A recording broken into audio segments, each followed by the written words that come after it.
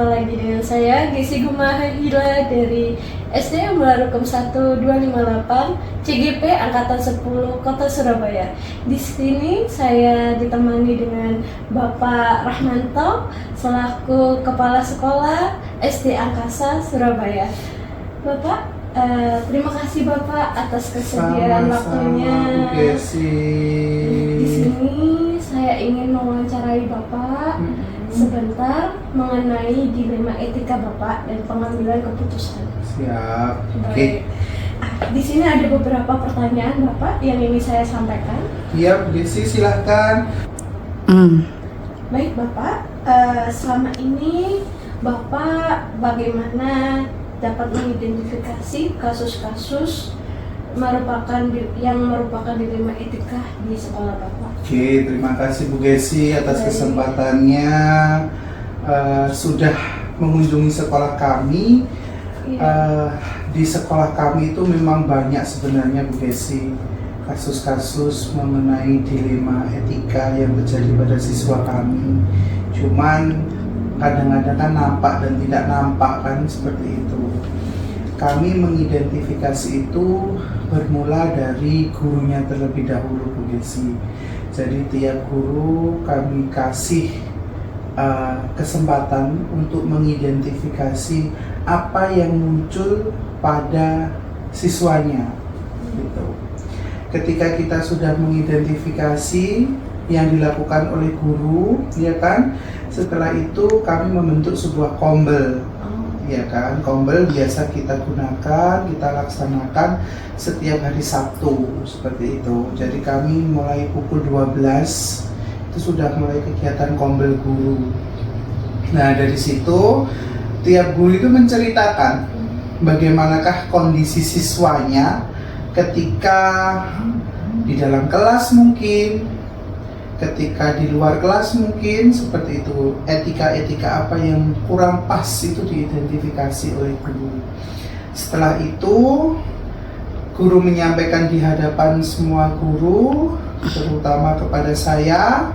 Setelah itu kita identifikasi bersama, seperti itu. Akhirnya kan muncul permasalahan-permasalahan yang terjadi. Salah satu contoh mungkin muncul yaitu yang selama ini terjadi kan bullying itu ya, antar sesama teman gitu kan.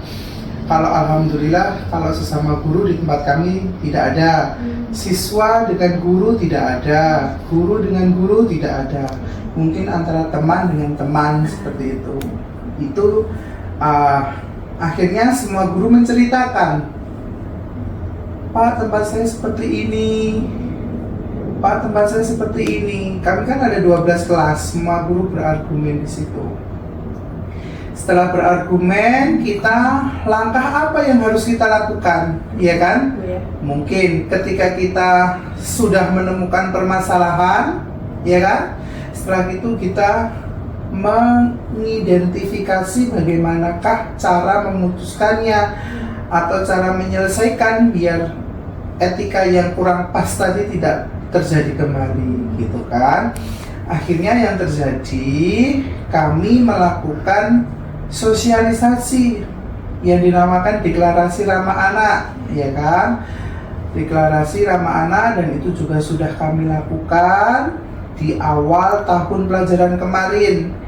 Insya Allah kalau tidak salah waktu MPLS hari kedua kami sudah melaksanakan itu. Setelah itu biar tidak terjadi bullying, tidak terjadi perselisihan antara teman, itu sudah kita lakukan sosialisasi ke anak-anak. Itu yang pertama.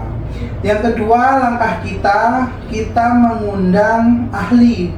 Bu Gesi di sini biasanya kita mengundang wali murid, di mana wali murid tersebut merupakan orang tua utama di rumahnya, gitu kan.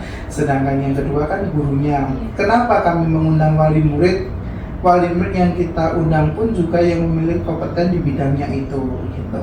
Kami mengadakan parenting, membekali anak seperti itu biar tidak terjadi bullying. Karena bullying itu bisa terjadi dari rumah dibawa ke sekolah. Dan tidak menutup kemungkinan juga dari sekolah dibawa ke rumah gitu kan. Akhirnya kami dari orang tua juga mendatangkan seperti itu. Itu langkah kedua yang kami lakukan. Terus langkah yang ketiga kami lakukan juga mengadakan parenting untuk orang tua. Kalau parenting untuk orang tua itu narasumbernya kita mengundang dari luar, Bu Gesi, seperti itu. Kenapa kami mengadakan parenting dengan orang tua? Yaitu tadi, orang tua biar bisa mengidentifikasi, oh anak saya itu ternyata seperti ini ketika berada di rumah, seperti itu kan. Setelah itu dibekali oleh narasumber tersebut dengan tujuan orang tua bisa mengetahui sejak dini permasalahan yang muncul pada anak tersebut gitu. Itu salah satu mengatasi dilema etika di tempat kami seperti itu. Insya Allah sudah ada 3 tahapan itu. Itu yang baru kami lakukan. Insya Allah nanti akan kami kembangkan seperti itu, Bu Gesi. Berarti di sini ada 3 cara langkah tadi ya Pak ya, dengan guru, terus dengan siswa dan juga wali murid itu ya Pak ya.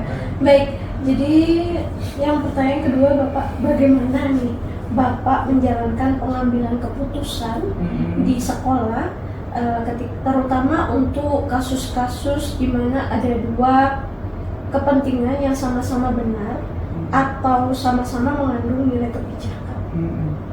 Gitu. Gini Bu Gesi, memang ya menjadi kepala sekolah itu dikatakan mudah ya mudah, dikatakan sulit ya sulit. Jadi ketika saya mengambil keputusan, pastilah yang namanya sebuah problema itu pasti datang. Ketika mengambil sebuah keputusan itu pasti saya melakukan identifikasi dulu. Saya selami dulu.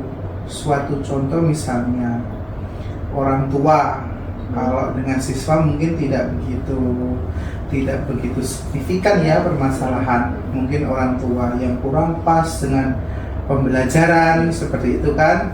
Metode guru ketika mengajar kurang pas seperti itu kan. Jadi begini. Ketika ada permasalahan itu muncul, ini saya ambil salah satu permasalahan misalnya ya, ada wali murid yang datang, Pak, ibu ini, guru ini kok cara mengajarnya seperti ini, gitu kan? Nah, kalau saya Bu Gesi, saya melakukan identifikasi apa yang sudah disampaikan oleh orang tua itu tadi, tidak saya telan mentah-mentah, seperti itu. Karena jujur saja, saya itu hobinya masuk di dalam kelas melakukan supervisi. Gitu.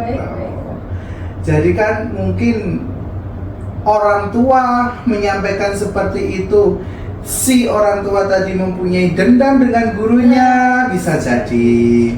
Yang kedua, orang tua sudah tidak sreg dengan gurunya, juga bisa jadi kan. Makanya kalau saya mengambil keputusan ketika ada permasalahan seperti itu, saya tampung dulu. Saya tampung dulu, saya terima dulu, biasanya seperti itu. Setelah saya tampung, saya terima, wali murid pasti saya tanya begini, iya Bu, iya Pak, nanti akan kami tindak lanjuti, seperti itu. Setelah ditindaklanjuti, nanti akan kami hubungi kembali. Jadi waktu itu juga tidak saya kasih jawaban gitu. Terima kasih sudah diberikan informasi. Sudah, saya cuma bilang gitu aja. Gitu. Pasti kan dia menyampaikan, oh iya Pak ini gitu kan. Gitu. Akhirnya gitu kan pulang dianya. Setelah dia pulang, saya panggil guru yang bersangkutan tadi. Bu, apakah benar gini? Enggak Pak, saya enggak pernah melakukan seperti itu. Kadang-kadang kan guru juga melakukan pembelaan kan. Oh iya gitu kan, iya. Dan alhamdulillah di tempat kami tiap kelas itu ada CCTV Bu Gesi. Gitu. si orang tua tadi menyampaikannya pada waktu kapan Bu, kan mesti saya tanyakan di jam berapa Bu, waktu pelajaran apa Bu, saya tanyakan, kan ada, kita putar kembali kan bisa kan itu. Kamu tanya kan, oh iya, guru juga sudah saya datangkan, oh iya. Argumen dari orang tua, argumen dari guru, dan saya lihat bukti dukungnya dari CCTV, saya padukan. Dari situ saya dapat menemukan sebuah jawabannya. Oh, ternyata mungkin yang disampaikan orang tua salah. Oh, ternyata yang disampaikan guru saya memang salah. Di kemudian hari ketika saya sudah menemukan jawaban orang tua, saya panggil kembali Bu Gesi.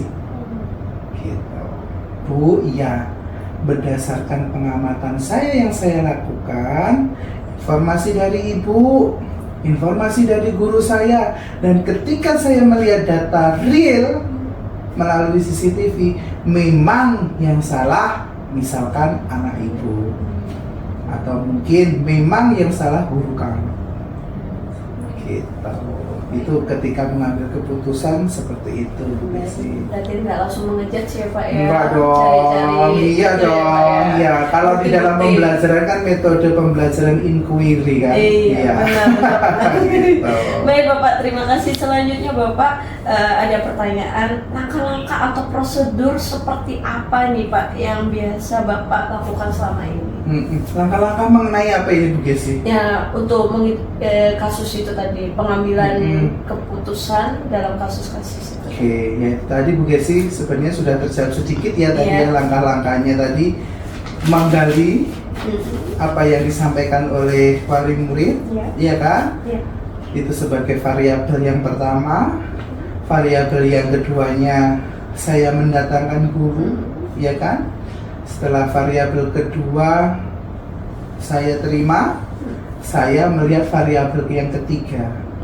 Variabel yang ketiga ini merupakan apa ya? Bukti yang akurat menurut saya, gitu kan. Walaupun misalnya yang dikatakan si orang tua A, yang dikatakan orang tua guru saya B, gitu kan. Daya dukungnya kan di situ. Gitu. Kemudian ini Bapak, apa saja yang selama ini yang menjadi tantangan Bapak dalam mengambil keputusan pada kasus-kasus dilema etika? Jadi tantangannya apa ini? Oke, pasti ya Bu Gesi ya. Setiap ada kasus mesti, nanti kalau nggak pas gimana ya? Itu kan menjadi tantangan kami. Makanya ketika saya mengambil keputusan, ketika saya memutuskan sebuah permasalahan, mungkin nanti kalau Bu Gesi menjadi seorang pimpinan ya, jangan diambil dengan kondisi yang marah. Jangan diambil dalam kondisi kita sedang naik darah, iya kan? Pasti isinya emosi aja, gitu kan ya. Jadi tantangan saya ketika mengambil keputusan, pasti yang saya lakukan tantangannya adalah mencari titik kebenaran yang sebenarnya, gitu. Menggali beberapa informasi yang ada, jangan sampai hanya satu pihak saja. Memang tantangan kita kan akhirnya banyak, dari sini ada, dari sini ada, dari sini ada, dari sini ada. Keterampilan berpikir kreatif kan akhirnya muncul, kita harus mencari satu titiknya itu. Baik. Ini Bapak, kemudian apakah Bapak memiliki sebuah penyelesaian kasus dalam sebuah penyelesaian kasus dilema etika ini Pak? Apakah langsung menyelesaikan di tempat atau memiliki sebuah jadwal untuk menyelesaikan? Terus bentuk atau prosedur seperti apa yang Bapak jalankan? Oke, Bu Gesi, yang jelas tidak. Tidak saya putuskan hari itu juga. Seperti yang saya sampaikan tadi ya, orang tua menyampaikan mungkin, oke, hari Senin. Tapi saya mengundang hari itu juga guru saya. Itu tadi. Oke. Berarti nanti baru itu di ya, Pak, kemudian ya? hari Baru. kita putuskan. Ada identifikasi dulu ya Pak. Iya, Terus pasti. ada itu dulu ya Pak ya. Baru Pastilah. mengambil keputusan itu Ah. tadi. Baik Bapak, ini ada pertanyaan lagi Bapak. Faktor-faktor apa yang selama ini mempermudah atau membantu Bapak dalam mengambil keputusan dalam kasus dilema etika ini? Faktor-faktor apa Iya, yang mendukung Mm-mm. dan mempermudah Bapak? Iya. Baik, yang jelas kompetensi kepala sekolah harus gini Bu Desi. Oke, baik. Kalau kepala sekolah sudah memiliki kompetensi yang begini, insya Allah mengambil keputusan mudah. Jangan sampai, mohon maaf, kepala sekolah dapat setiran dari wali murid. Ketika ada wali murid yang gini, percaya. Guru gini, percaya. Akhirnya kan tidak mempunyai pendirian. Tapi kalau sudah mempunyai kompeten yang luar biasa, ya pastilah tidak sampai bisa disetir oleh guru dan wali murid dan pihak manapun ya Pak ya, pastinya. Baik. Nah ini Bapak pertanyaan terakhir ini Oke. Bapak. Ya, nah dari semua yang telah Bapak sampaikan, pembelajaran apa nih yang dapat Bapak petik dari pengalaman Bapak ketika mengambil keputusan tadi? Oke, Bu Gesi, terima kasih banyak Bu Gesi. Jadi yang jelas begini Bu Gesi, pasti ya seorang pimpinan mendapatkan problema itu pasti. Pengalaman yang luar biasa yang saya lakukan intinya satu, kompetensi seorang kepala sekolah harus luar biasa. Guru mengajar, kepala sekolah belajar, iya kan? Gitu. Jangan sampai kepala sekolah hanya duduk manis, gitu ya. Kita mengembangkan itu. Ketika seorang kepala sekolah sudah memiliki kompetensi yang luar biasa, yang sudah mumpuni di bidangnya itu, ketika terjadi sebuah problema, pasti insya Allah bisa memutuskan itu. Dan apa yang sudah saya lakukan, mungkin nanti bisa dilakukan Bu Gesi. Ketika kita memutuskan sebuah permasalahan, jangan sampai dengan darah yang tinggi, marah. Saya yakin dan paham ketika Bu Gesi menyelesaikan dengan kondisi yang saya sampaikan tadi, dengan amarah, pasti yang terjadi apa di kemudian hari akan berdampak. Gitu. Makanya seperti yang sudah saya sampaikan tadi, permasalahan muncul, okelah, terima, redakan hati kita, panggil satu lagi, terima, redakan hati kita, variabel yang ketiga muncul lagi, gitu. Itu. Jadi kompetensi seorang pimpinan harus lebih baik, gitu ya. Baik Bapak, terima kasih atas waktunya yang diberikan. Sama-sama Bu Gesi. Sudah bersedia saya wawancarai mengenai pengambilan keputusan ini. Di sini jadi saya menambah ilmu dan menambah pengalaman dari ceritanya Bapak juga. Sama-sama Bu Baik, Gesi, sukses selalu. Amin, terima kasih Bapak, sehat selalu. Siap. Baik, terima kasih. Saya akhiri. Wassalamualaikum warahmatullahi wabarakatuh. Waalaikumsalam.